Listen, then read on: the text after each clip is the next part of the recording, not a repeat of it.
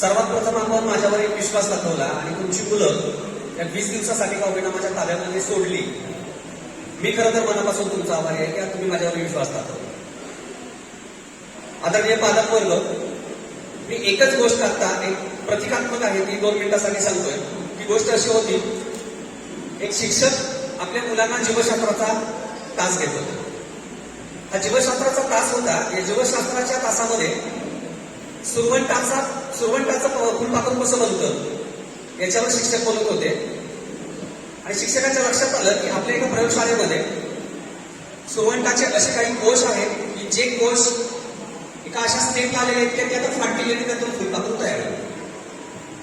मग काय झालं बघा, अगदी काळजीपूर्वक ही गोष्ट आहे का, माझी विनंती आहे तुम्हाला. मग काय झालं बघा, प्रयोगशाळेमध्ये हे सर्व विद्यार्थी गेले. शिक्षक तिथं उभे आहेत आणि शिक्षक सांगत होते की या कोश आहे, या कोशाला फाडून ते फुलपाखरू कोशाच्या बाहेर येतं आणि आकाशामध्ये आहे. तुम्ही एक काम करा, आपल्याकडे वेळ आहे, दुपारची सुट्टी होईपर्यंत तुम्ही ते पाहत बसा, मी तोपर्यंत बाहेर जाऊन येतो. शिक्षक परत आले. शिक्षकाने परत सांगितलं की कृपा करून कुणी सुद्धा त्या कोशाला हात लावायचा नाही.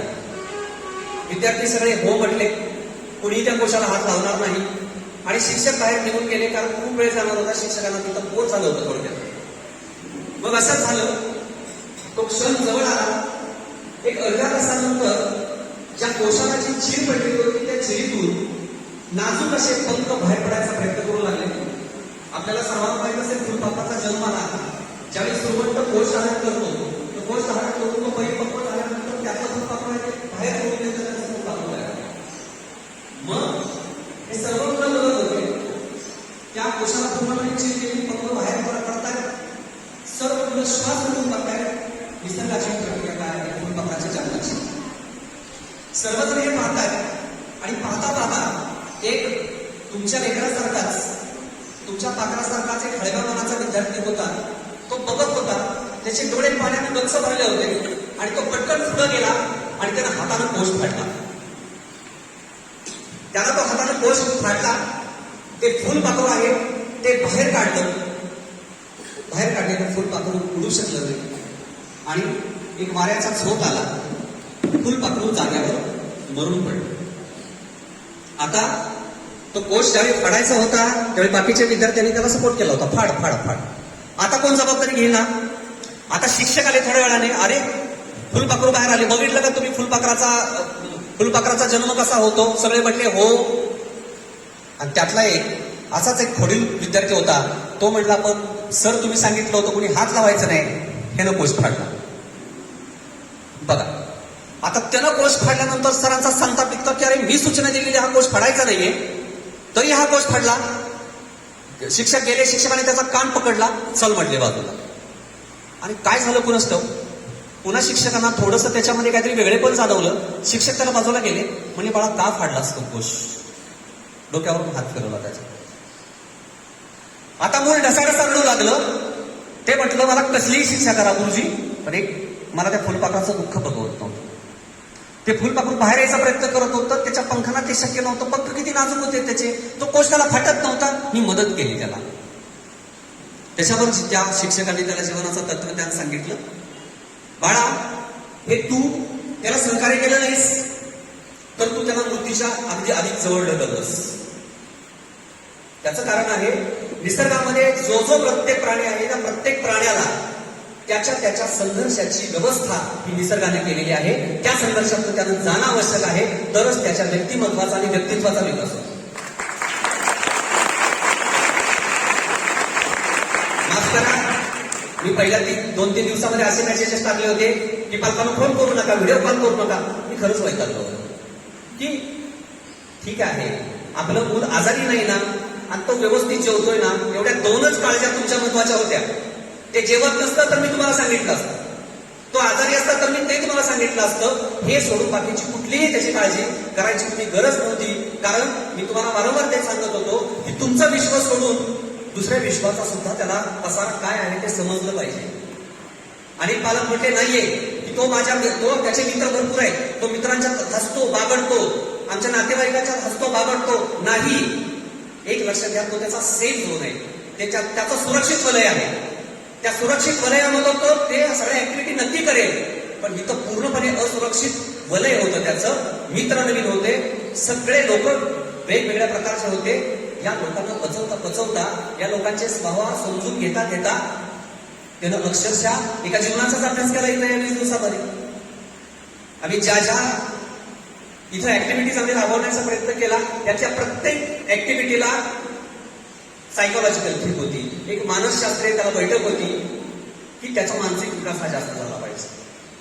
आज आपण बघतो की आपण आपल्या मुलांना घरामध्ये कसं घडवतो. काही पालक म्हटले आता की तुम्ही मुलांना चोळून अंमल घातली, माझ्या दृष्टीने फार नॅचरल आहे. आपल्या मुलांना आपण नाही चोळून अंमल घालणार आहे, शेजारी घालणार आहे का? आपण का घालत नाही? इतके आपण बिझी आहोत की आपण आपल्या पुढच्या वेळेला वेळ देऊ शकत नसेल. थांबवा, व्यवसाय असतील तर ते थांबवा आणि नोकरी असतील तरी ते थांबवा. कारण आपल्या मुलांपेक्षा जगातली कुठलीही मोठी गुंतवणूक आपली नाही. मग करतोय आपण कशासाठी? याचं कुठंतरी आत्मपरीक्षण हे आपण केलं पाहिजे.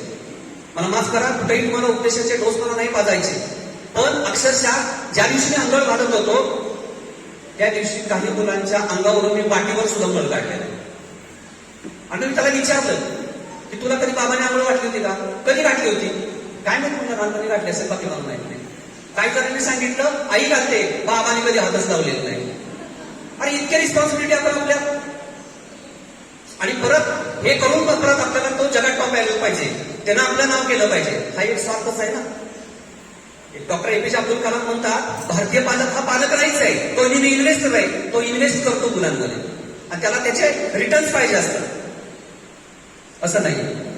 या वेगवेगळ्या ज्या स्पर्धा घेतल्या, वेगवेगळ्या स्पर्धांच्या माध्यमातून प्रत्येकाच्या व्यक्तिमत्वात काय गुण आहे ना तो दाखवण्याचा आम्ही प्रयत्न केलेला आहे. सरसकट बक्षिसं नाही वाटलेली, त्या स्पर्धा प्रामाणिकपणे झालेल्या आहेत. प्रामाणिकपणे त्यानं पहिला, दुसरा, तिसरा, त्याला एक कॉन्फिडन्स आला की 1400 मुलांमध्ये मी तिसरा आहे. हा कॉन्फिडन्स त्याला आयुष्य जगायला भाग पाडणार आहे. लक्षात घ्या. तो विश्वास प्रामाणिकपणे देण्याचा प्रयत्न केलेला. मला तुमच्याकडून कुठलीही आदर्श विरुद्ध नको आहे, तुमच्याकडून मला कुठलीही शाबासकी नको आहे. कारण जीवनात मी जे कर्तव्य निवडलेलं आहे ते कर्तव्य माझ्या टीमच्या माध्यमातून प्रामाणिकपणे करायचा प्रयत्न करतोय. एवढंच मी फक्त जे प्रॉमिसेस मी तुम्हाला केले होते त्या प्रॉमिसेस पेक्षा पुढे जाऊन मला काहीतरी करायचं होतं ते मी केलेलं आहे. सगळ्यात महत्वाचं म्हणजे आम्हाला सुद्धा या 21 दिवसामध्ये या मुलांचा इतका लाळा लागलेला आहे की माझं गुरुकुल आज मला ओको वाटेल. लक्षात घ्या, ते मी पाखरांच्या किलबिलासाठीच बनवलेलं आहे आणि तिथं नियमित पाखरच पाहिजे. ते माझ्यासाठी मी नाही बनवले. तारे जमीन पर आमिर खानचा बघितले की ढसाढसा आपण काढतो आणि घरात आपण त्या पाल्याशी घोषित वागत नाही. लक्षात घ्या, पाटणकर गुरुकुल ही संस्था स्थापन करत असताना मी विचार केला होता काय बरं आपल्या संस्थेचं हे असावं, काय बरं ब्रीदवाक्य असावं. त्यावेळी लक्षात आलं शिस्त आणि संस्काराचा अध्याय. शिस्त आणि संस्काराचा अध्याय. शिस्त हा जीवनाचा पाय आहे. लक्षात घ्या. तुम्ही अभिमानाने सांगू ना माझा पाल्य 8ला उठतो, 8:30ला उठतो, गरजेचं नाही. थोडं कठोरपणे त्याला सांगा की अरे नाही लवकर उठावं लागेल, व्यायाम करावा लागेल. शारीरिक कसरती आयुष्यासाठी किती महत्वाचे आहेत. वयाच्या 50ला गेल्यानंतर, 40ला गेल्यानंतर एखादा रोग झाला त्यावेळी कळतं त्या आयुष्यात आपण कुठल्या एक्सरसाइज केले नाही. त्या एक्सरसाइजचं महत्वही त्याला सांगा. जीवन म्हणजे फक्त 96% मिळवणं, 92% मिळवणं आणि 95% मिळवणं. आयुष्याच्या लढाईतली लोक किती यशस्वी झालेले आहेत ते पुढे जाऊन बघा. कदाचित एक लढाई जिंकलेली असेल त्यांनी, पण अनेक लढाई तो हरत असतो. त्याचं वैवाहिक जीवन, कौटुंबिक जीवन उद्ध्वस्त झालेलं असतं. त्याचं कारण आहे मी मगाशी सांगितल्या पद्धतीनं हे जे फुलपाखरू आहे त्या फुलपाखराला काही संघर्ष आहे तो त्याचा त्याला करू दे, त्याचा त्याला करू दे. विद्यार्थी आपला 5वीत गेलाय, त्याला निक्षून सांगा मी तुला कपडे धुवायला शिकवतो, मी तुला कपडे धुवायला शिकवते, इथून पुढे मी तुझे कपडे धुणार नाही. ह्या गोष्टी ज्या आहेत, जे जीवन जगण्यासाठी बेसिक मूल्य जे आपण म्हणतो ती बेसिक मूल्य आपण हरवून निघालो. अरे आपण सर्वजण ग्रामीण भागातले आहे, काय झालं आपण शहरांमध्ये राहिलो म्हणजे काय शहरी मूल्य आपल्याला आली का लगेच? ग्रामीण भागात आपल्याला माहित आहे की कष्ट करणं किती अतिस्वाभाविक होतं. मला आजही आठवतंय की आम्ही लहान असताना पूर्ण घर झाडणं आम्हाला कधीच काय वाटत नव्हतं. आज या मुलांना झाडणं कौतुकाची बाब. आई वडिलांना कौतुक वाटतं की मुलाचं घर झाडलं. त्याच्या काही जाणीवा आहेत, त्या जाणीवा त्याला करून द्या, त्या वेळेवर करून देणं आवश्यक आहे. निश्चितपणे या जगाच्या कॉम्पिटिशन मध्ये टिकायचं म्हटल्यानंतर अभ्यास ही गोष्ट महत्वाचीच आहे. पण या अभ्यासाच्या गोष्टी बरोबरच त्याच्या इतर ज्या गोष्टी आहेत, तो घरात आल्यानंतर पाहुण्याशी बोलतो का, पाहुण्याचा रिस्पेक्ट करतो का. सगळ्यात महत्वाचं आमच्या गुरुकुलमधला आताच नियम होता ताटात वाटेल सगळं खायचं. मग अनेक पालकांनी मला फोन केला, अहो तो तिखट खात नाही हो, तिथं खात नसेल, इथं खावं लागेल. कळालं? ठीक आहे, तेवढा दम टाकला आणि लगेच पुन्हा प्रेमानं त्याला वेगळं काहीतरी सांगत होतो आम्ही. पण त्याला ते कळालं. एक विद्यार्थी तर नववीचा असा आहे जो ज्यानं आजपर्यंत कचरा दुधाशिवाय कसा हात लावलेला नाही. तो विद्यार्थी 20 दिवसात सुद्धा सगळं झालाय असं त्याच्या घरातल्यांचं म्हणणं आहे. याचा अर्थ असा नाही की फक्त मारून धाक देऊन किंवा दहशतवाद मारून हे होत नाही. थोडंसं आपण लक्ष द्यायला पाहिजे. आपल्याला माहित आहे एक मांजराचं पिल्लू घ्या किंवा कुत्र्याचं पिल्लू घ्या. त्या मांजराच्या पिल्लाला किंवा कुत्र्याच्या पिल्लाला थोडंसं कुरवाळा, ते शेपटी हलवेल आणि पाय पण चाटेल तुमचं. हा प्रयोग केलाय की नाही आपण? असा प्रेमाचा स्पर्श आहे ना, तो आपल्या पोरालाही लागतो. लक्षात आलं का? त्या प्राण्याला त्या प्रेमाच्या स्पर्शाची गरज आहे. आपल्याला वाटतं आपण त्याला खूप खाऊ आणून दिला, मी त्याला फिरायला नेलं, काही आवश्यकता नाहीये. याच्यापेक्षा त्याच्याशी संवाद तुमचा पर्सनल आहे का, किंवा त्याच्याशी आपण प्रेमानं वागतो का हे बघा. आणि काही गोष्टी त्याच्याशी कठोरपणे त्याला सांगा. त्याला कळलं पाहिजे की आपले आई बाबा आपल्यावर प्रेम भरपूर करतात. आपण आपल्याला मानवणं ज्यावेळी बनवत असतो त्यावेळी जी जीवनाची बेसिक मूल्य आहेत, जीवनाची जी पायाभूत मूल्य आहेत, त्या मूल्यांना दुर्लक्षित करून येणार नाही, करता येणार नाही. ते जर केलं तर कदाचित एक वेगळी कॉकटेल पिढी बनेल. बघा आपण आज म्हणतो ना, मुलं मोठी झाली आणि मग नोकरीला लागली, मग त्यांनी आईला विचारलं नाही, वडिलांना विचारलं नाही, कशी विचारतील? आपण तसा संस्कार केलाय का पहिल्यांदा? जर आडातच नसतं तर पोऱ्यात कुठून होईल? तरी फक्त अपेक्षा अपेक्षा अपेक्षा अपेक्षांच्या ओझ्यावर आपण हे करत बसतो.